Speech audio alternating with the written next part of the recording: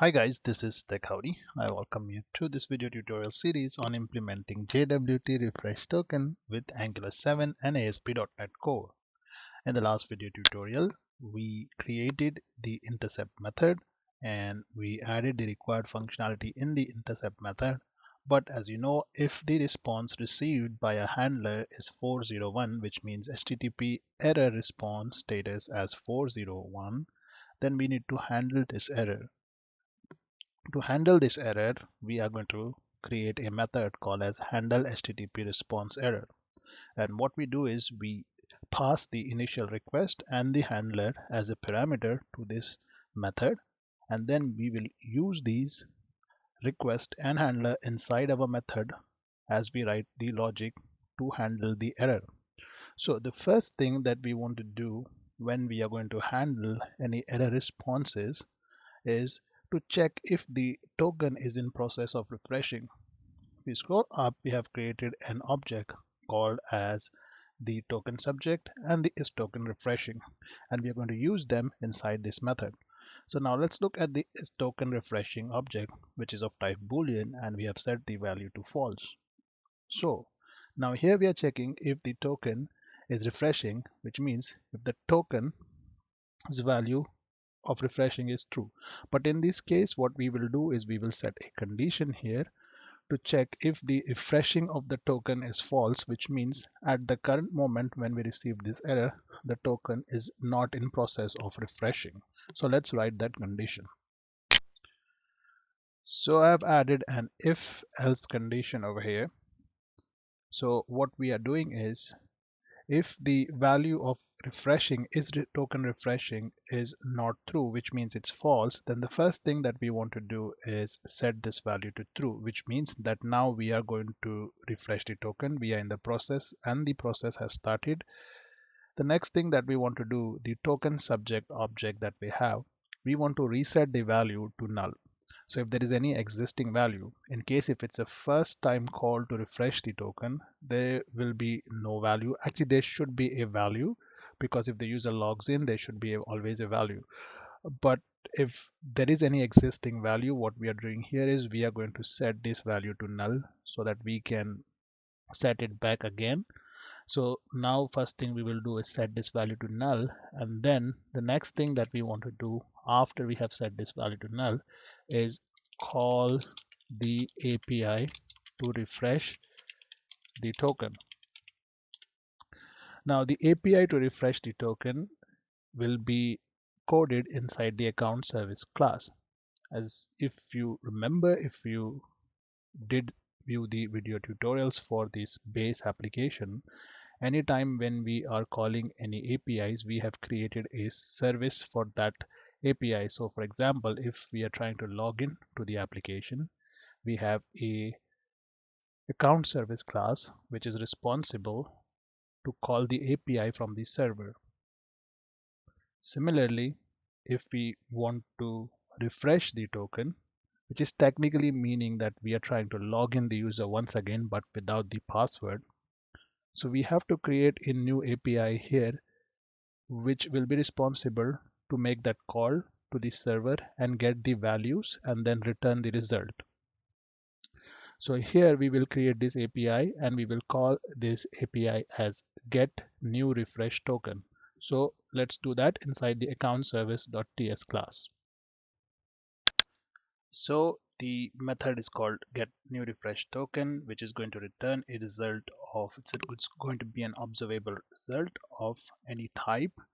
And here, before we call the refresh token method that we wrote basically in the token controller class, if I go to the controllers and open the token controller, we cannot access these methods because they are private.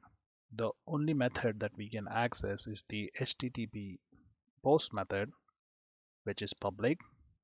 And in order to access this method, we need to provide some parameters that would be needed in order for this method to redirect the request to the appropriate method, whether it's generate new token or refresh token.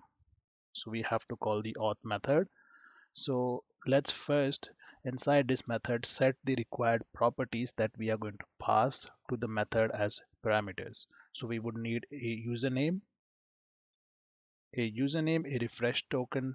That's the refresh token if it exists in the database, and we would also need a grant type.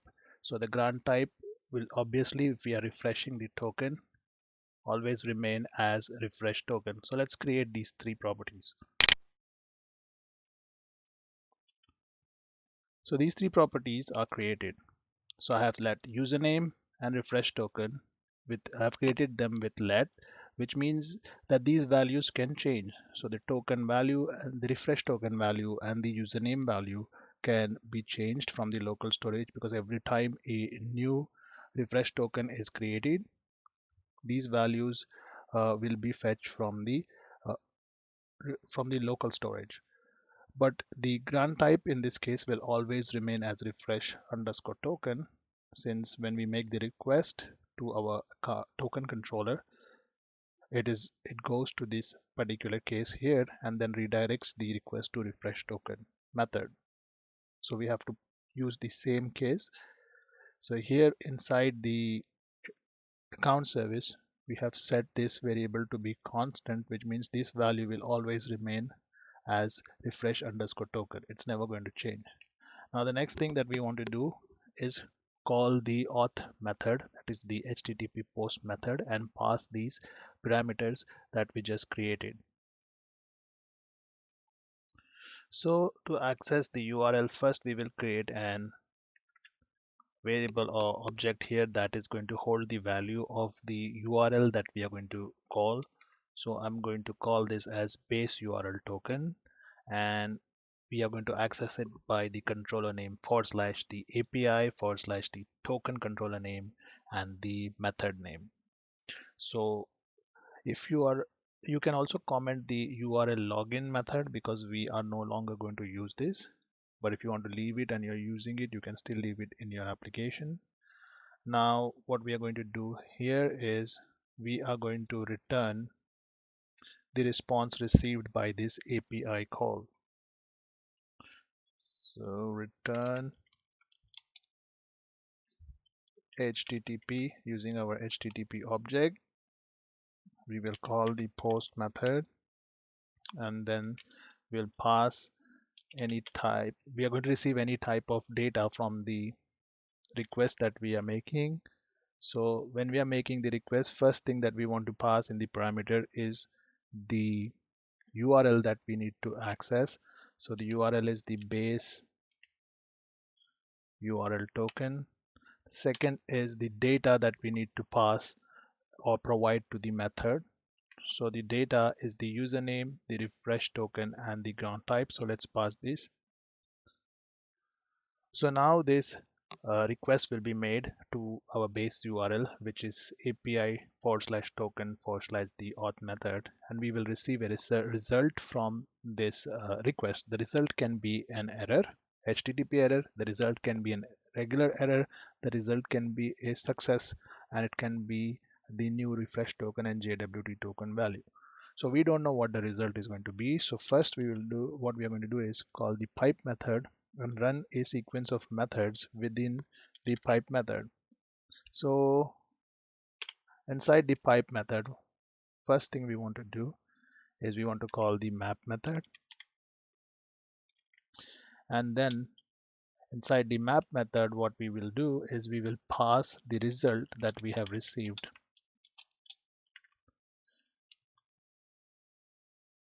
Before we return the result, we need to make sure that we have a token inside the result. Otherwise, there's no point of sending the result. So if we have a token, so let's add an if condition here.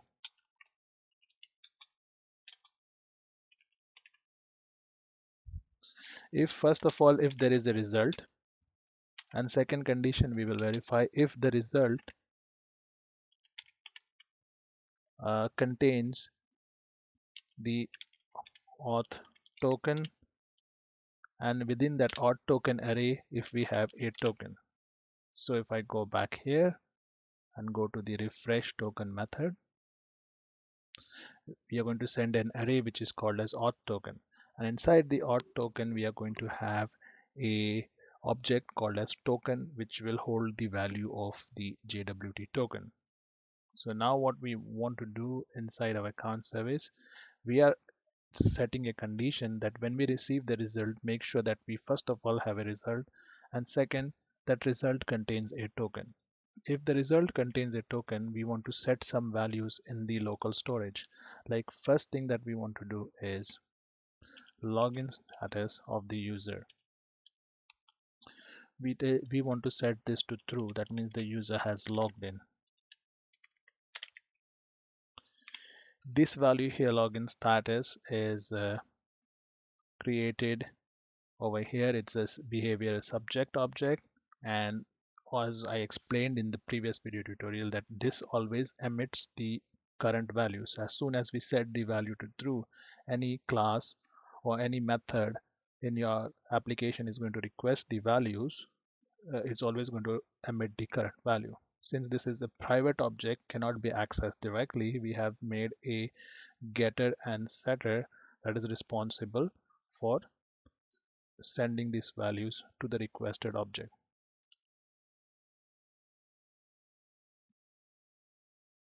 Now, when we set the login status to true, let's also set the other required parameters in the local storage. As we do when the user logs in, we set the following values. So let's do the same in the case of refreshing token as well. So here I have set the login status to 1.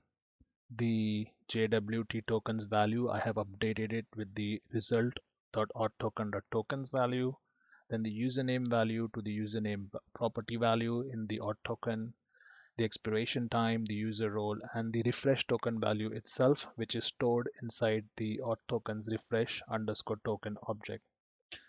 Once we set these values, after we have set these values, then we will send the result to whichever method or class that is requesting the new refresh token. So we will return the result which is of type any.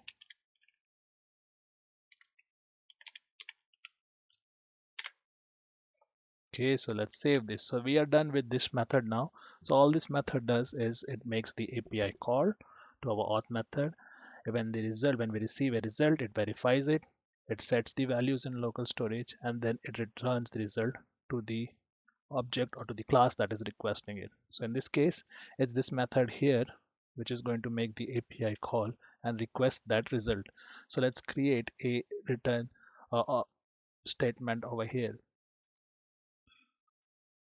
So return using the account service object that we have, which is HCCT. We will call the new method that we created, and whatever the result we received, we are going to handle it. So we'll call the pipe method, and now inside the pipe method we have to write some logic. So inside the pipe method, we are going to combine few methods. We're going to run these methods in sequence. So the first method that we are going to use is the SwitchMap Operator. So let's do that. Switch map. And the reference to this is inside RxJS operators. If it is not automatically added, add it manually so you don't get any errors. Now, why I am using SwitchMap Operator and why you should be using SwitchMap Operator.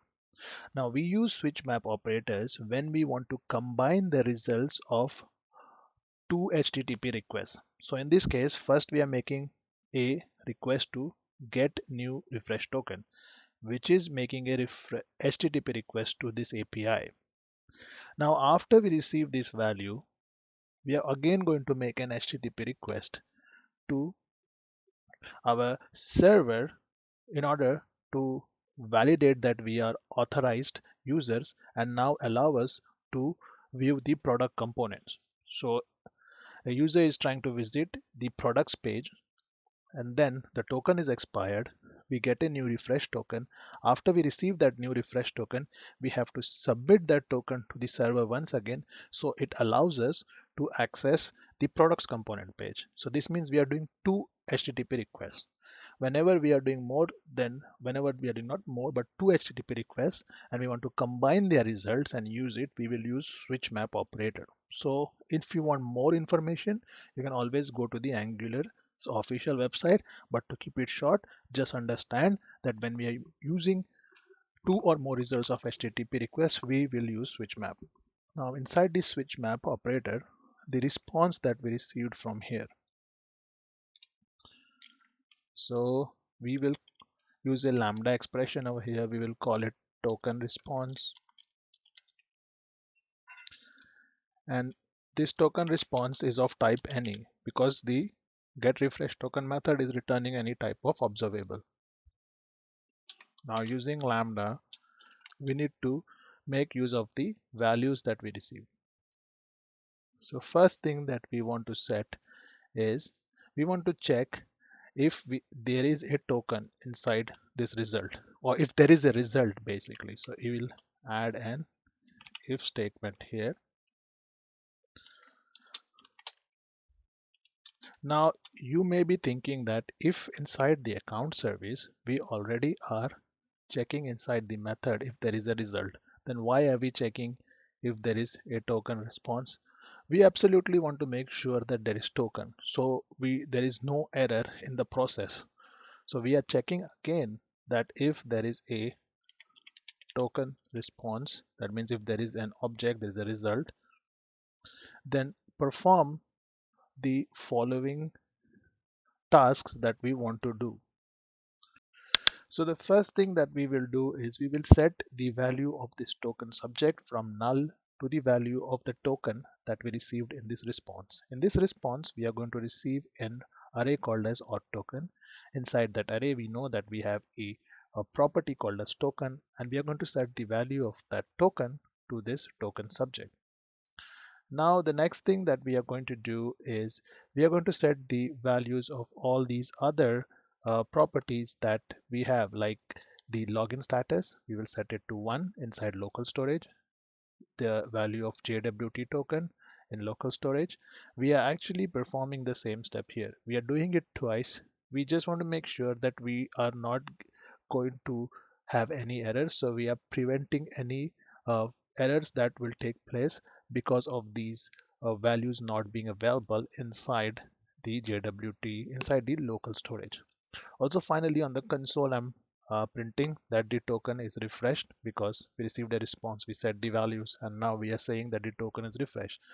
You don't need to do this, but it's good because when we are testing, we would know that this method was called since the console.log was printed. And finally, that we want to do is we want to handle the request that we received. So let's do that. So all we do is we are going to return the response of this request. So we will, using the next.handle method, we will attach the request with the token. So this attach token request method, as you all know, will clone the existing request and attach the JWT token. It will get the JWT token from the local storage. Now I'm just trying to explain it once again that the token was expired. Therefore, we received a 401 error. When we received the 401 error, which means it's unauthorized, the user is unauthorized, we decided to handle that request. So we created a method called as handleRrorResponse, HTTP response error. Now, as soon as this method is called, we pass the existing request and the handler to this method's parameters. Now what we did, we decided to generate a new refresh token. The new refresh token was generated by this method, and then we received a new JWT token and a new refresh token. Now the new JWT token that we received, we set its value in local storage. Now what we are doing is passing this new token to our attach request token method inside this object. And now again we are going to send a request to the server with this new JWT token. So now we have a new token, which means we will no longer receive 401 error. We should receive a success response. So this is how we are going to refresh the token. Now this is if the token response is available. If there was no token response, then we also need to make sure that that also is handled. So if there is no token response, all we are going to do is we are going to log out the user. That means we'll end all the requests, log out the user, and the user has to manually enter his username, password, and login. Now that's done with this. So what happens if there is an error?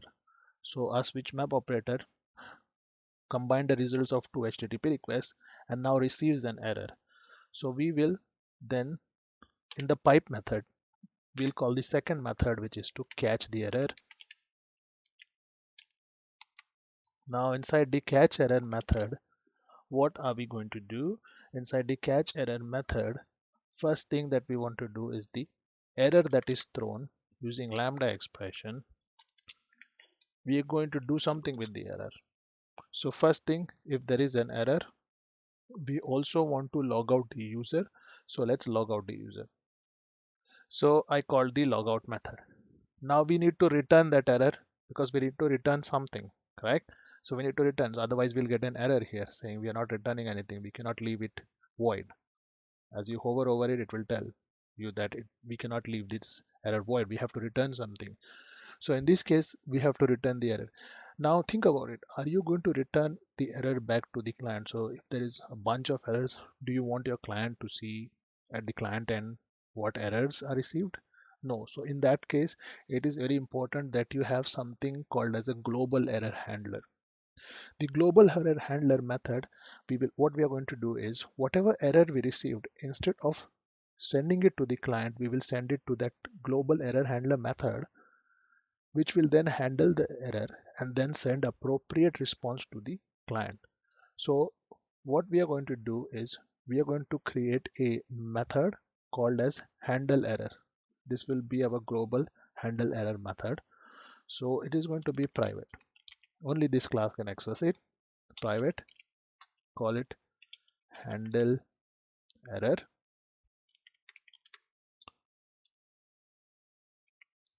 and then we are going to pass any type of error in this method's parameters. So error, response,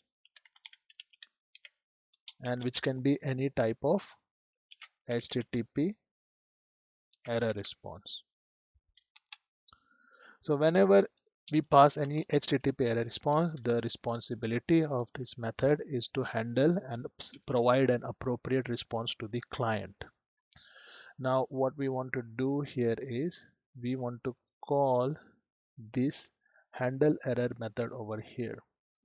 So here we want to do is return the error, and then we will call the handle error method and pass the error which is of type HTTP response to this error handler method, global error handler. Now you're getting this error here because here we have not written any logic. We need to return something, correct? So here for now I'll just return error message. I'll call the throw error method and the message would be error, and I shouldn't see any errors here because I'm returning something, right? We have not yet coded this global error handler. We will do it in the next video tutorial, but for now we will just return the error handler. Now the next thing that we want to do is call the finalize method after we have handled the error. So finalize method after the error has been handled. So now everything has been completed, our observables have been completed, so we will call the finalize method. It's like the try, catch, and finally if everything has been done, you have caught the errors, then finally you do something. So in this case we are not passing anything here. All we want to do is set the value of our refresh token. The refresh token that we have set here is token refreshing, is token refreshing, and we will set the value to false. So finally we want to set it to false because we had initially had the value to false. Now this is set if we have the token refreshing is not true. If it is not true, if it is true, then what we want to do is we want to execute the else condition. So first thing that we want to do is, if it is true, then we want to set it to false, and then we want to return, because we need to return a result. So return our token subject,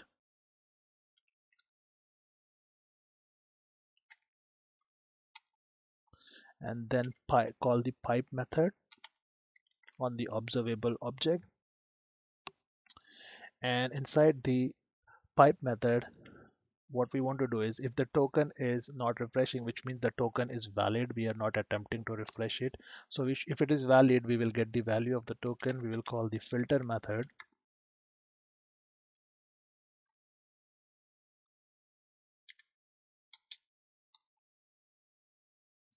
and using the filter method, we will get the value received from our token object. Using lambda, what we want to do is we want to check if the value that we received is not equal to null. If it is not equal to null, then in this pipe method, the second method to execute in sequence is take. So we will take the first ever value that we received from this object when it's not equal to null, and then the other method that we want to execute is the switch map. Now the switch map method, what we want to do is we want to pass this token that we received using lambda expression. We want to then handle the request because the token is valid. So we will attach this token, clone the request, and attach this valid token. Now you're getting this error because inside your import statement, the take class was not added, so add it manually, the take function, and now this error should disappear. So I hope I could break it down easily for you guys to understand this handle HTTP response errors.